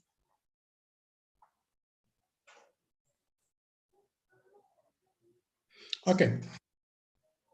Before I let you go, bienvenue, when you did the first, what was called the fragility assessment, that is assessing to see the challenges which are facing the country, you did that and you had some bit of progress way back in 2013 and 2014, and everything was going on well. And then the country has in recent past again gone back into conflict. When you look at it, do you feel that the work of G7 Plus is worth it, or do you think that it can be very frustrating sometimes when you are in conflict, out of conflict, and in again?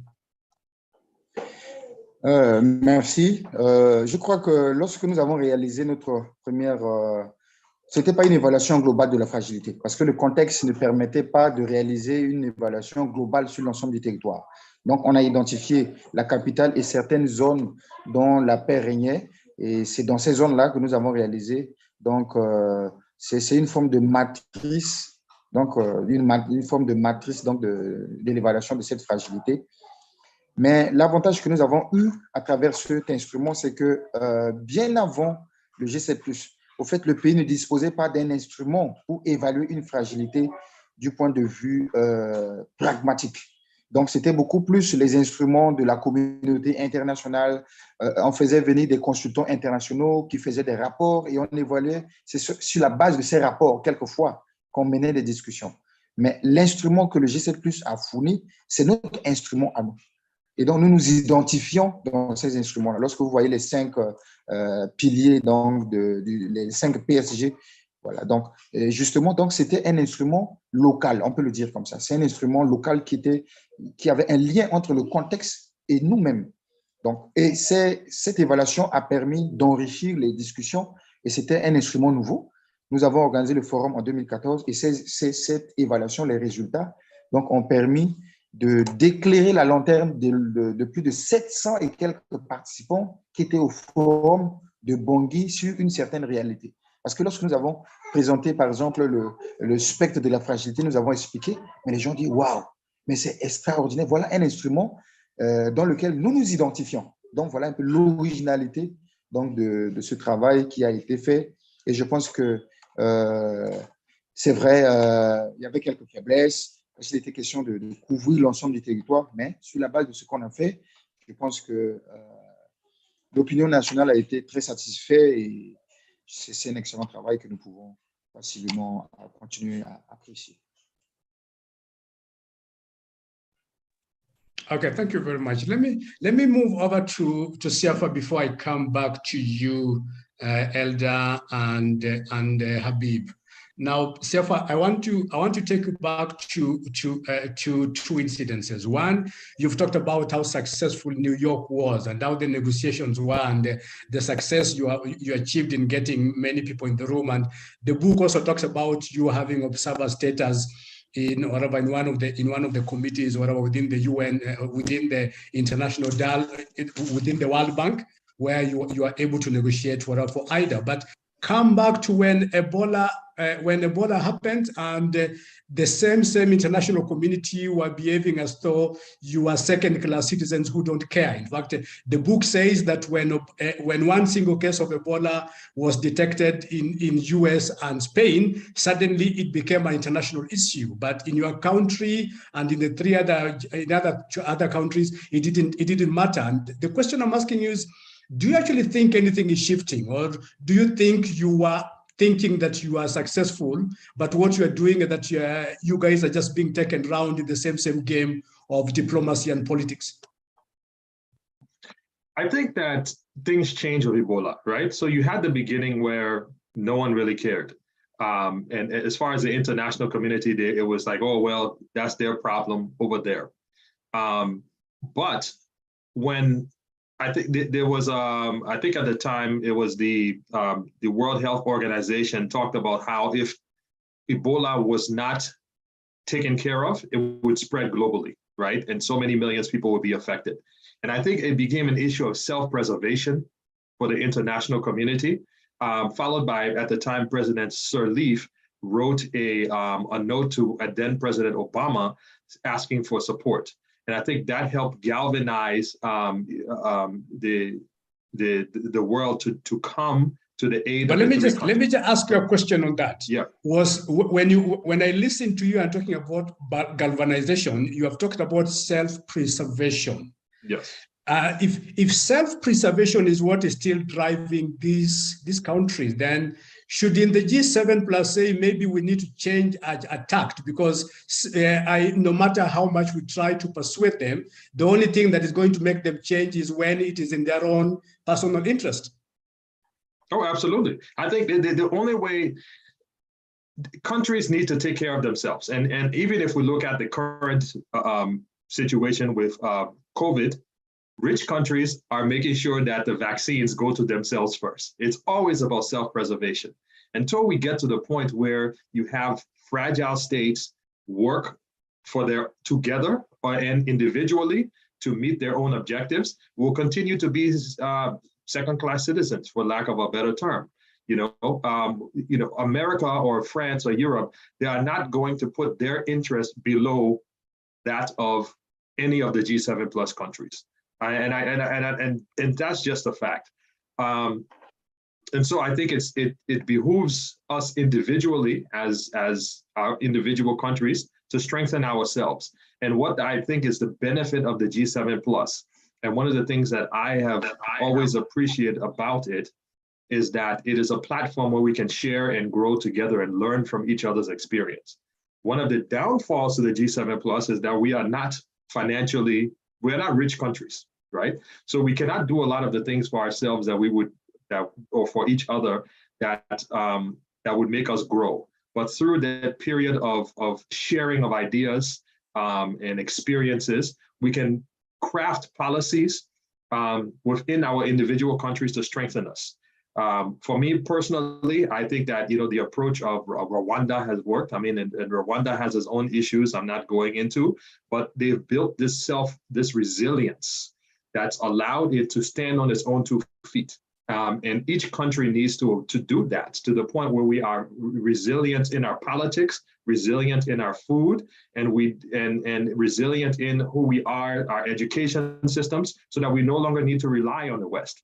Until each country gets to that point, I don't know if fragility or whatever term we decide to use in the future for it ends. Now, I don't know who to ask this question, but picking up on that statement, let me come to Elder, and I want you to be very, very honest.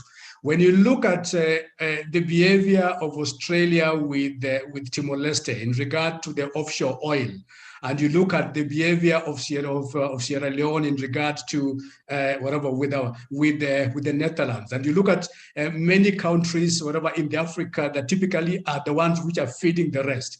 Is it really true that we are depending on the West, or is it that we have been cheated, but the West actually are the ones who depend on us?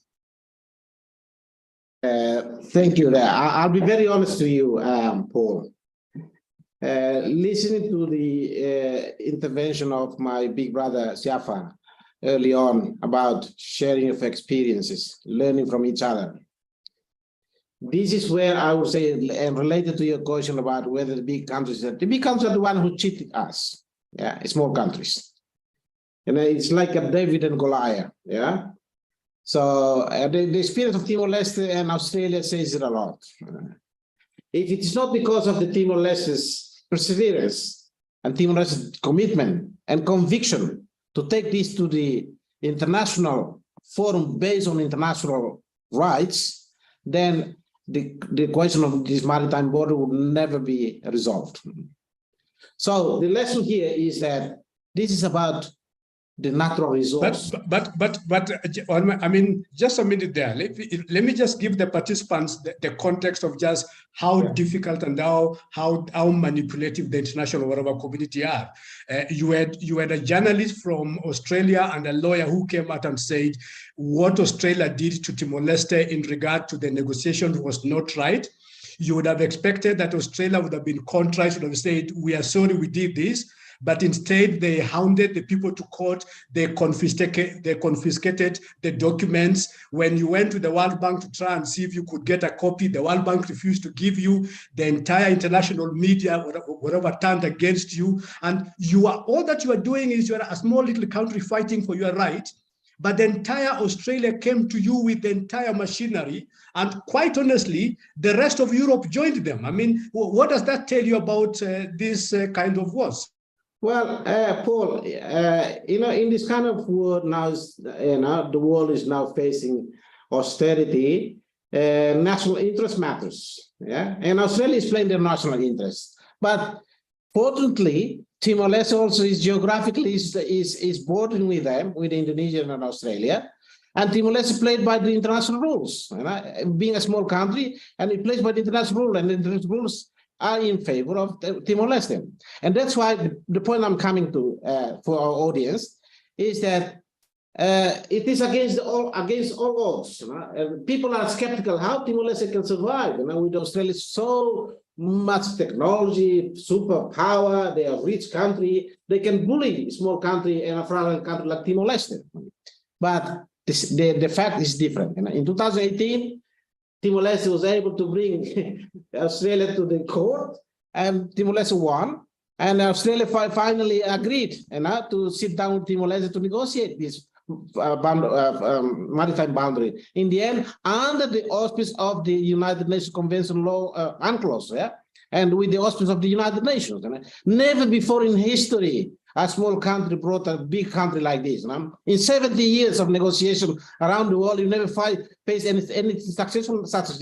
And Timor-Leste made it, and made a historical move, and bringing Australia to come and sit down at the negotiating table. And then in the end, thanks to the, I have to say, thanks to the genuinity, to the visionary, and to the brave of our eminent person of G7+, His Excellency Xanana Guzman. He is the one who masterminded this and bringing together justice to the Timorese people, and then being able to negotiate the fair deal of the maritime boundary in the United Nations. That's what we signed, this historic negotiation. And are you able to say that in fact that is one of the successes of your engagement in international circles? Because Timor-Leste became known, Timor-Leste whatever became popular. Before it was a very small little country that probably no one would have heard. But you also had a lot of your ministers. You had your prime minister involved in the G7. You had the current president who even during that time, whatever, it got involved. Do you attribute part of this, of your involvement with the G7+, to having given you the courage to take on countries such as Australia and the international community in Europe? Well, thank you. Yes, political leadership matters here. That's why we're very lucky. The G7+ family is very lucky to have the political support, unreserved political support from the parliament, from the head of state, and even from the government, executive, different governments, successive governments, they always supported the G7+. And because the G7+ used this platform as a peer pressure to the international community. I remember in the meeting that Isabel referred to in the book in Kabul. When we were in Kabul, we negotiated the outcome document. And this kind of idea, acknowledging the maritime boundary is an international right. So the G7+ supported this. It is a peer pressure. And thanks to the G7+ member states, you were there, Paul, in Kabul as well when we negotiated this. And you know how protracted the negotiation was at that time over the outcome document. But we managed it, And in the end, what happened? Because of the peer pressure from different countries of the G7+, together with our international community, that's why Australia backed down. and then finally they were able to sit down. So it is a success story on both accounts. One is that because of smallness of Timor-Leste, the brave of the leaders, the support of the leaders of the country, that's why we, the G7 Plus, we're fortunate to have the secretariat based there. And also, imagine if it is someone else, then we would perhaps, I wouldn't say it hypothetically, but we may not get the support as we get now. So fortunately, I have to say that we, infrastructure-wise, financial-wise, we were blessed to be supported by the leaders of Timor-Leste. That's what we survived so far over the past 12 years. Now, as Abib, I have deliberately put this picture here because it says a lot about not just the successes, but how much things remain the same. I mean, this is after almost 15 years of pumping billions for a very long. Yes. If I may interrupt before that, sorry. My last point, because of the success stories, we now share this experience under our fragile-to-fragile cooperation in the domain of peace and reconciliation, in the domain of natural resource management, and all of these experience, we share this with other countries. And I also wanted to mention about what Siafa mentioned about Rwanda.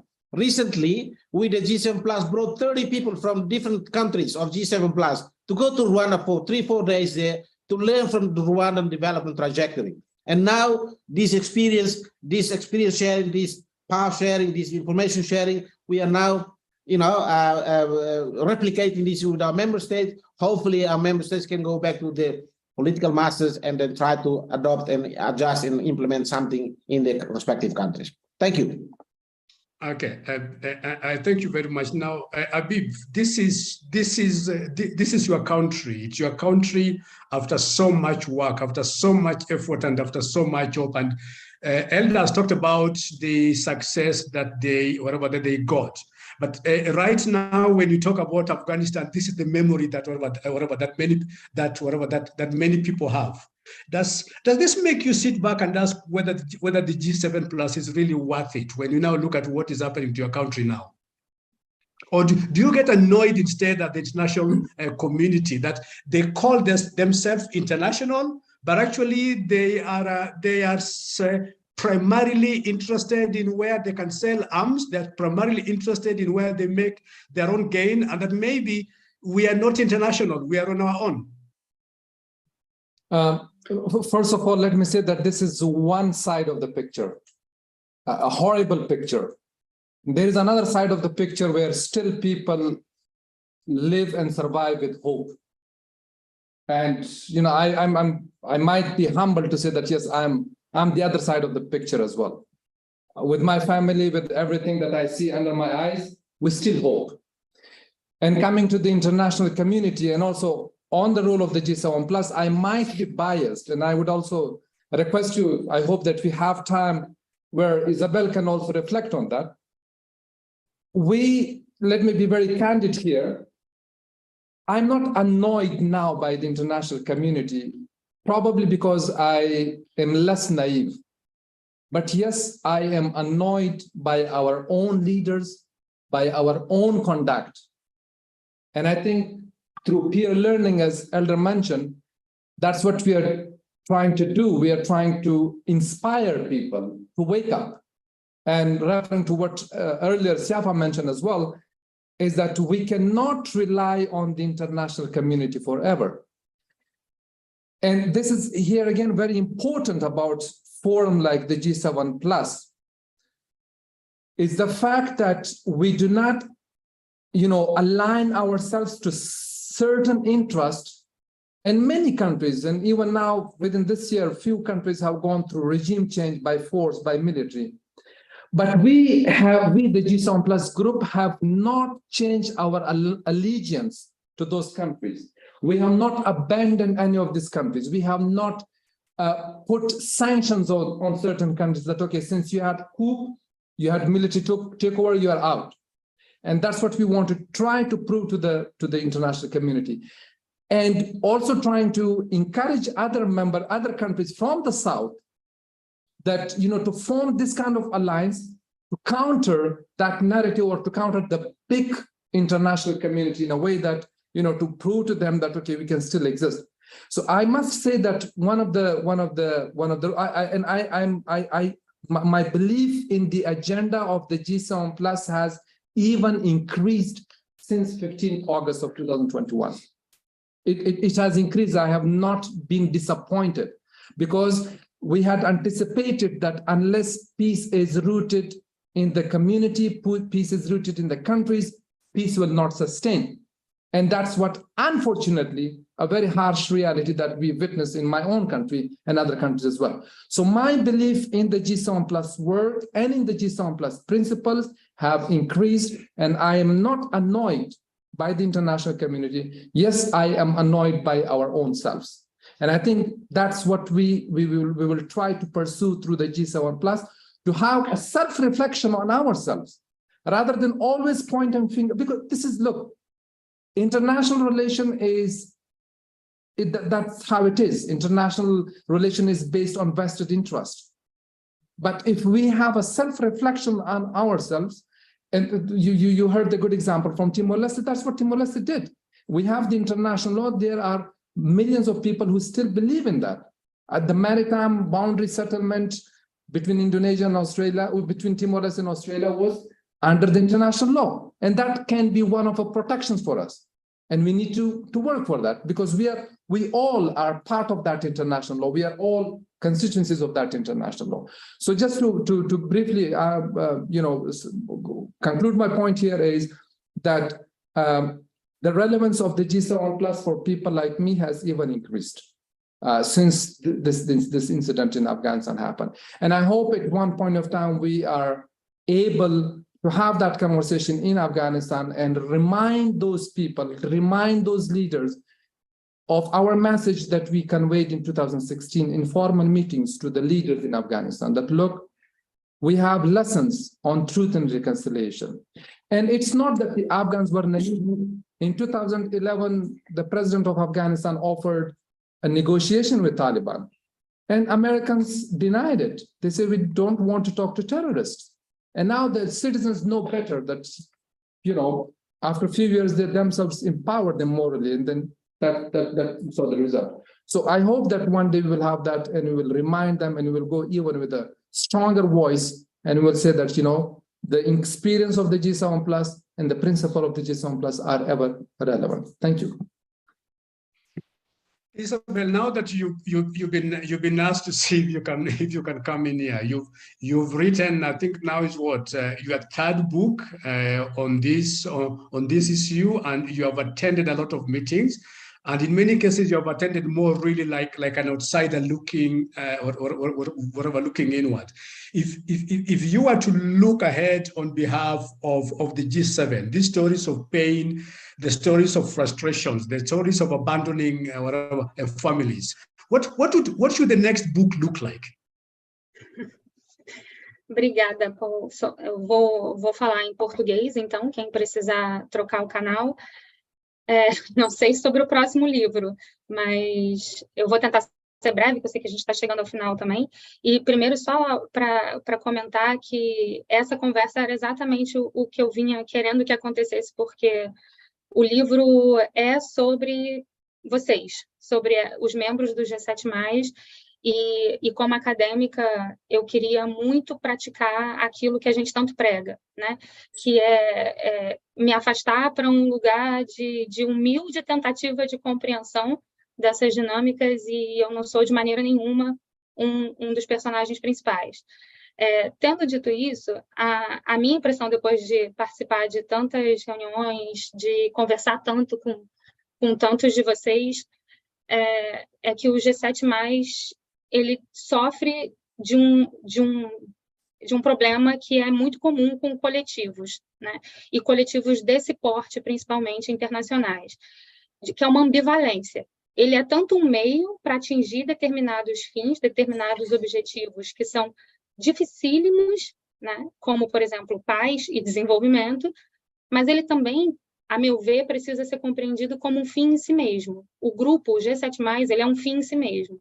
Por quê? Porque esse coletivo, essa capacidade de gerar autorreconhecimento né, de proporcionar um aprendizado mútuo, de incentivar um ao outro, de motivar um ao outro, de trocar experiência, isso não é secundário. E é sobre isso que é o livro. E quando você pergunta para o Habib se ele fica irritado com a comunidade internacional, eu, como ele, compartilho da esperança e da crença num grupo como o G7+. Mas eu fico irritada como uma acadêmica de relações internacionais, como uma internacionalista, eu fico irritada. Eu acho que há muita hipocrisia. Então, a gente vê muito dinheiro sendo gasto com iniciativas, por exemplo, para quantificar diálogos multiculturais na OCDE, em tantas outras organizações, para quantificar reuniões pessoais, cara a cara, que foi um indicador que o Banco Mundial chegou a pensar em desenvolver, não sei se chegou a desenvolver, né? E quanto dinheiro não vai para esse tipo de publicação, para esse tipo de ferramenta, quando, na verdade, muito do que está acontecendo e tem valor, né, que são essas trocas de vocês, entre vocês, por exemplo, não é narrado, não tem espaço na literatura, né? E isso, como tantas outras, eu acho que são hipocrisias que dificultam a conquista de alguns resultados. Então, para mim, não é secundário, né? A gente, como o Habib falou, a partir do momento que a gente entende que paz e desenvolvimento, por exemplo, são indissociáveis, né? Por que isso demorou tanto tempo para fazer parte da Agenda Internacional de Desenvolvimento? Esse reconhecimento de que é impossível conseguir desenvolvimento, seja lá como a gente queira definir o termo, sem paz, por exemplo, né? Então, eu acho que o G7+ cumpre esse papel de ser um fim em si mesmo, quando ele promove um espaço, ele cria um espaço para que essas trocas e essas denúncias possam ser feitas, essas conversas mais francas possam ser feitas.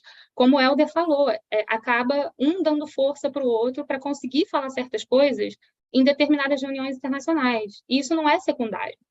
Então, a minha sugestão, e o que eu gostaria de ver para o futuro, é que o G7+, na verdade, institucionalizasse ou formalizasse alguns desses aprendizados e mostrasse para a comunidade internacional, olha, isso que a gente tem a oferecer, além do espectro de fragilidade, além do New Deal, além da avaliação de fragilidade, quer dizer, além dessas ferramentas, o que o G7+ pode oferecer são vários e vários aprendizados sobre como fazer coisas juntos, sobre como trocar experiência de verdade, como ter conversas honestas, como chegar em uma reunião sem ter tomado as decisões ainda, né, mas, de fato, ouvindo as outras pessoas. E só para finalizar, eu sempre dou esse exemplo. Eu participei em 2019 de uma reunião de experts na ONU, que era supostamente sobre parcerias e inclusão.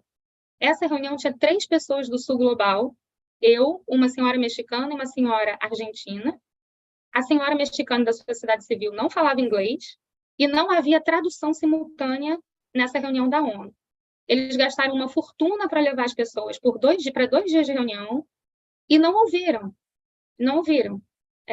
E esse tipo de coisa não pode continuar acontecendo, ou pelo menos não pode continuar acontecendo, sem que fique muito óbvio para todo mundo envolvido o tamanho da contradição, né?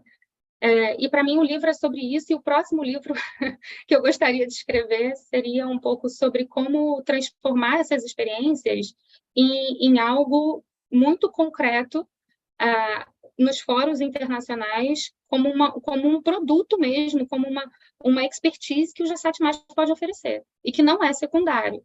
Isso é feito secundário porque a comunidade internacional transformou o desenvolvimento em uma indústria administrativa, uma indústria que gerencia, né? Mas que muitas vezes não apresenta muita humanidade, né? Para usar também o termo que o Habib trouxe. Mas eu vou ficar por aqui.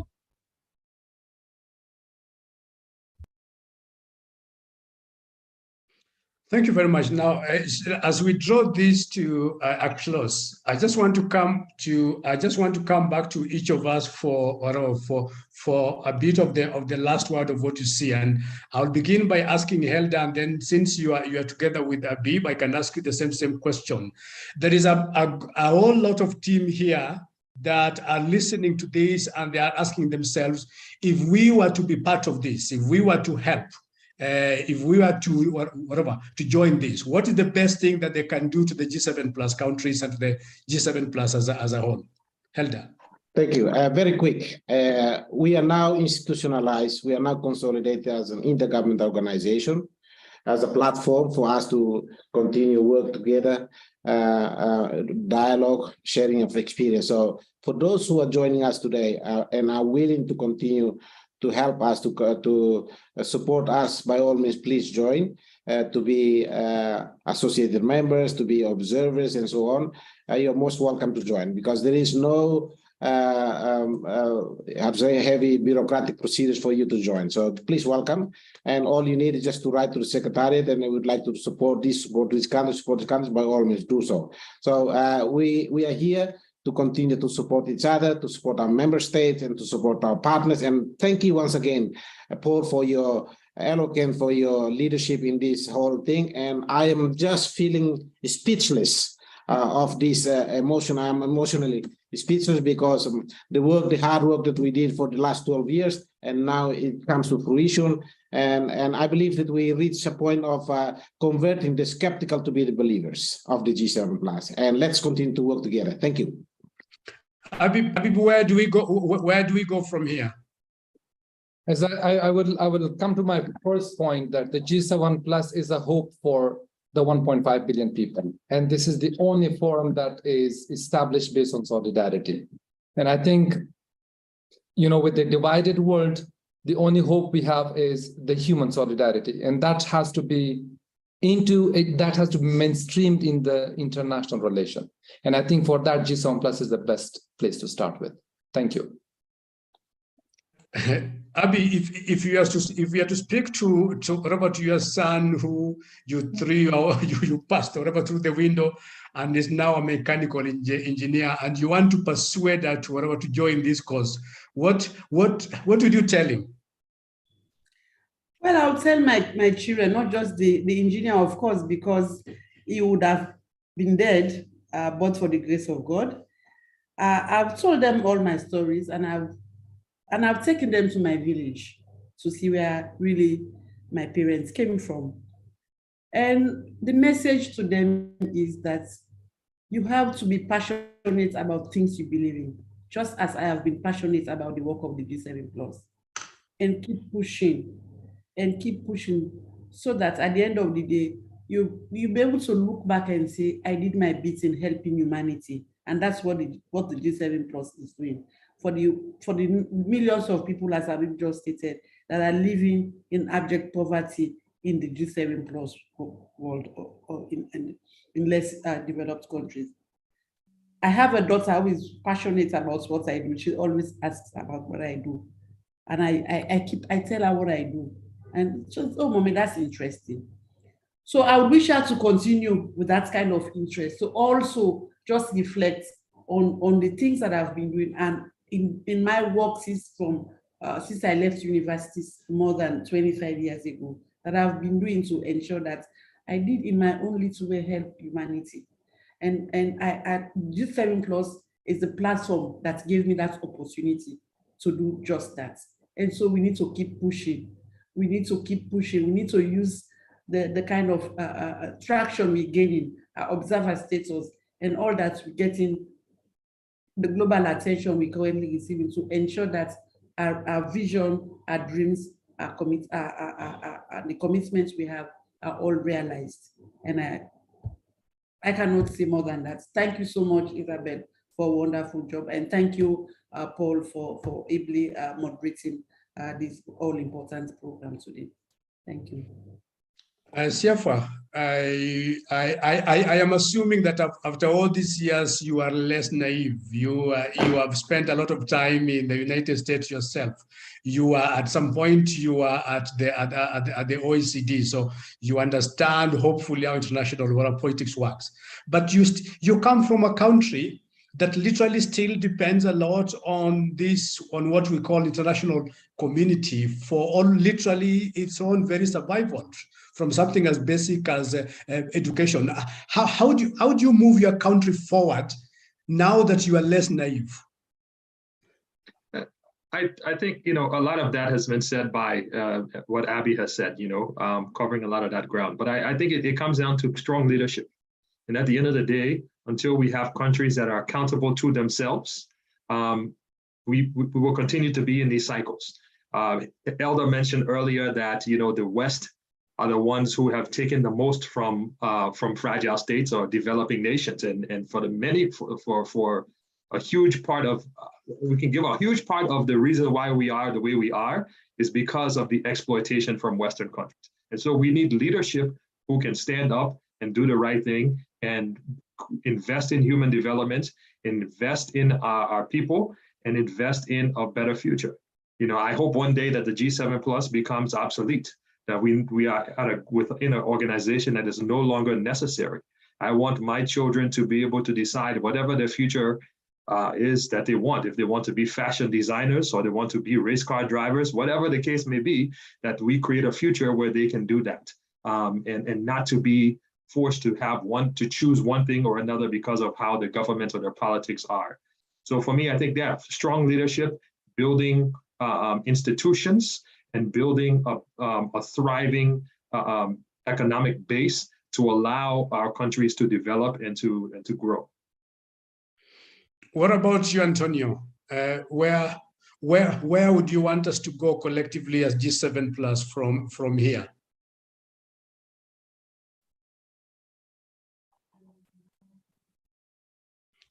Antonio, you are muted. Yes, thank you.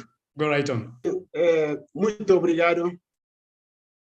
Se não fosse a crise sanitária mundial provocada pelo novo coronavírus, hoje o G7 mais estaria num lugar ou um patamar muito mais alto. Mas mesmo assim, eu ainda acredito que vamos retomar. Todos esses países vão retomar e caminhar em conjunto, ter a sua voz, rumo para o desenvolvimento.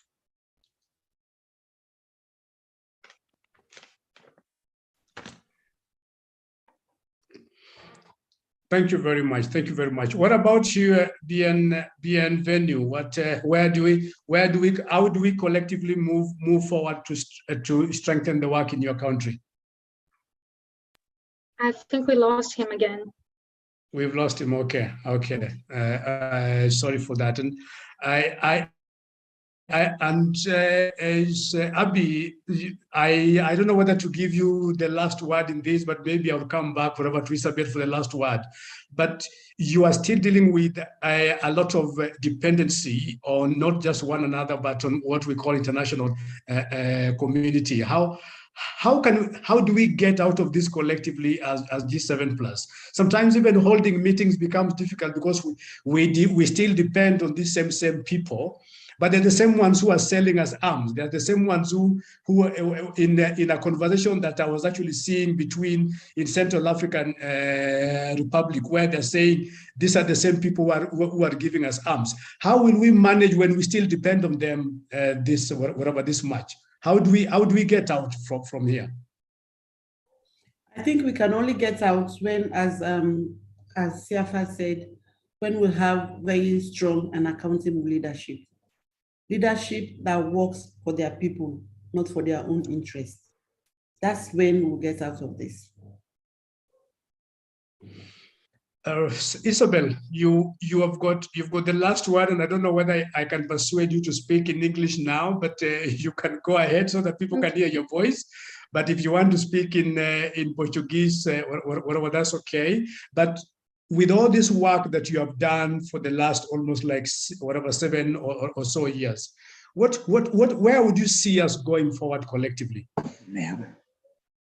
I think we have to be very aware that not after the pandemic, but the moment that we're living now, there have been several calls for investment in innovation and technology. And we should be worried about the new frontiers of inequality, because resource extraction has been always a tragedy for most countries in the South. And I think the story is about to repeat itself. It's already repeating itself. And there is no development with that kind of resource extraction. That only causes misery and more inequality.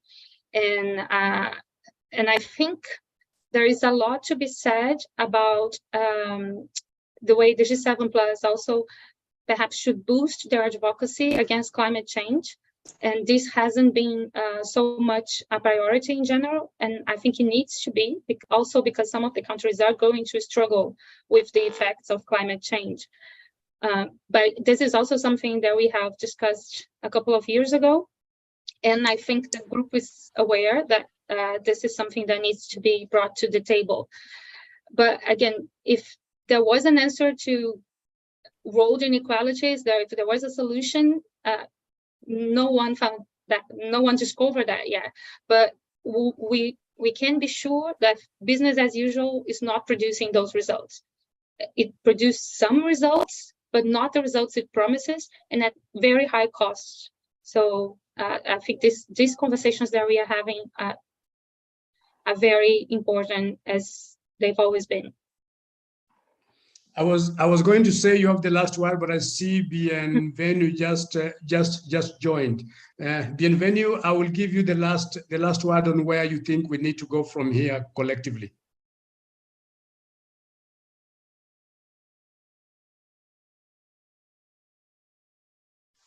Bienvenue, can you hear me? Oui, je vous entends très bien, merci. Vous m'entendez? Do you hear me, please? Yes. OK. Oui, j'avais juste un dernier mot je pense qu'il faudra améliorer la communication au sein du G7+ sur un certain nombre de points. Je parlais de la bonne gouvernance. Nous sommes des pays qui disposons d'énormes ressources naturelles et autres, tout ça. Donc, je pense qu'il va falloir travailler sur les questions de lutte contre la corruption pour que nous soyons un peu crédibles. Vous savez, dans les discussions aujourd'hui internationales, c'est beaucoup plus ce qui est reproché à nos États, les questions de corruption, de mauvaise gouvernance et autres, tout ça. Donc, je pense que nous pouvons orienter nos efforts là-dessus au sein du G7+, afin que nos États puissent progressivement aller vers cette indépendance beaucoup plus financière, parce que nous avons des ressources. Nous pouvons bien nous prendre en charge si nous sommes conscients de la situation, et nous pouvons continuer à travailler les mains dans la main et mettre vraiment une action spéciale sur les questions d'éducation. Il va falloir travailler sur une nouvelle génération de personnes pour que demain, ils arrivent à prendre en charge la destinée donc, de nos États. Donc, voilà ce que je voulais compléter en termes de clôturer, en termes d'argumentaire. Merci. Thank you very much. Thank you very much. Let me end with the words. Can you hear me? Yes. Yes. Let me end with the words that are towards the end of the book, that those who can do so ought to shine more light on the dangers lurking in the dark. And for those of us who have had 12 years to learn, you have had 12 years to overcome your our naivety. We have had a lot of time to interact and to see things whatever in different way. You are 20, but there are 1.5 billion countries, people affected in very many countries. They do not have the opportunity and the space that whatever that you do. Some do not even have a platform such as this. And so the onus is not just, is for you to go beyond the book and to make sure that whichever opportunity you have, please shine the light. There are so many that are still lurking in darkness. Do not let them stay in darkness anymore. If you want to be a preacher, please go ahead and do so. I think that's the best legacy that you can give to yourselves. It's the best legacy you can give to the G7+, and it is the best legacy that we can give to humanity. And thank you, Isabel, for putting this together. Thank you for putting this so beautifully in a book. I hope that it will be a video, a documentary at some point in time. And I hope that each of the individual stories will one day be written in their own separate books. So thank you very much, and I really appreciate the sharing that we have had. Thank you, Paul. Thank you, everyone. It was really nice to see everyone. Obrigada, Antonio. Thank you to my team, and thank you to OPP for embracing this project. And thank you for the translators and interpreters who have done a great job. Thank you. Thank you very much. And I hope